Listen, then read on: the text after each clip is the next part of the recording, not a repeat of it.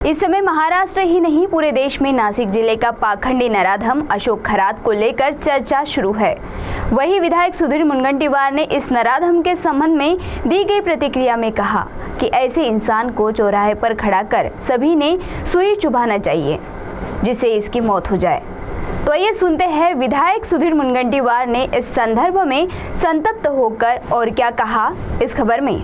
इस समय से महाराष्ट्र ने पूरा देश नासिक जिले की उस घटना से दहल गया है जहां पाखंडी अशोक खरात जो स्वयं को कैप्टन कहता था, उसके द्वारा महिलाओं के साथ किए गए कृत्य के साथ ही अनेक मामलों में उसके लिप्त होने की खबरें लगातार प्रकाश में आ रही हैं और उसको कड़ी से कड़ी सजा देने की मांग की जा रही है। वहीं इस नराधम की हर तरफ से निंदा की जा रही है और लोगों में आक्रोश व्यक्त है। वहीं अनेक हाई प्रोफाइल लोगों से उसके संबंध होने की खबरें भी मीडिया में लगातार आ रही है। वहीं इस संदर्भ में जब पत्रकारों ने विधायक सुधीर मुनगंटीवार से सवाल किया तो विधायक मुनगंटीवार ने कहा कि अगर इस संबंध में किसी पर कोई आरोप करता है तो संबंधित ने जांच प्रभावित न हो इसके लिए इस्तीफा दे देना चाहिए। साथ ही पाखंडी अशोक खरात द्वारा किए गए कृत्य को लेकर विधायक मुनगंटीवार काफी आक्रोशित देखे गए और उन्होंने कहा कि ऐसे नराधम व्यक्ति को कोर्ट के माध्यम से न्याय न देते हुए उसे चौक में खड़ा कर हर इंसान ने उसे सुई चुभाना चाहिए जिससे उसकी मौत हो जाए। तो आइए सुनते हैं इस मौके पर विधायक मुनगंटीवार ने और क्या कहा। शेवटी अशा घटना घडतात, जेव्हा आरोप होतात तेव्हा आपण कोणतीही चौकशी प्रभावित होऊ नये अशा राजीनाम्याची मागणी लोक करतात। त्याच्यामध्ये चूक काहीच नाही आणि संबंधितांनी राजीनामा दिलाच पाहिजे।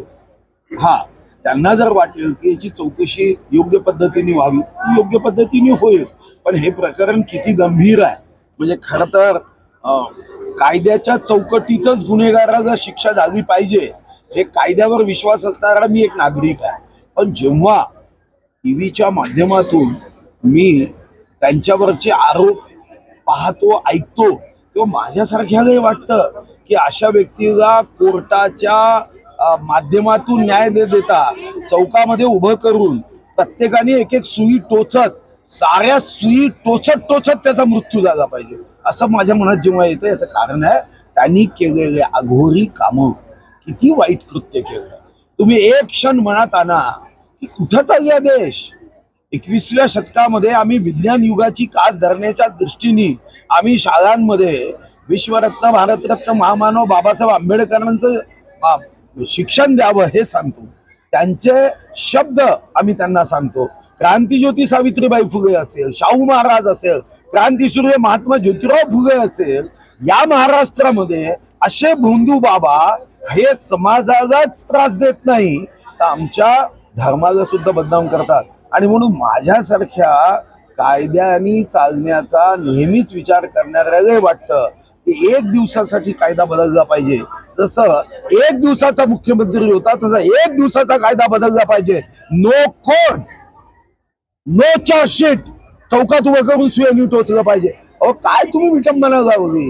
छत्रपती शिवाजी महाराजांचा महाराष्ट्र आहे, जेव्हा छत्रपतींना विचारलं की स्त्रीचं स्थान तुमच्या राज्यात कुठं आहे, देवाच्या देवाऱ्यात देवाच्या बाजूला स्त्रीचं स्थान आहे। यांनी स्त्रीचा अवमान केला म्हणजे देवाचा अवमान केलाय, छत्रपतीच्या महाराष्ट्राचा अवमान केलाय। एक दिवसाचा कायदा बदलला पाहिजे आणि याला सुयांनी टोचून आम्ही देशातल्या त्या साऱ्या भोंदू बाबांना सांगितलं पाहिजे, याद रखो तुम्हारी मौत पक्की है। CTV के लिए वैभव यारकर की रिपोर्ट।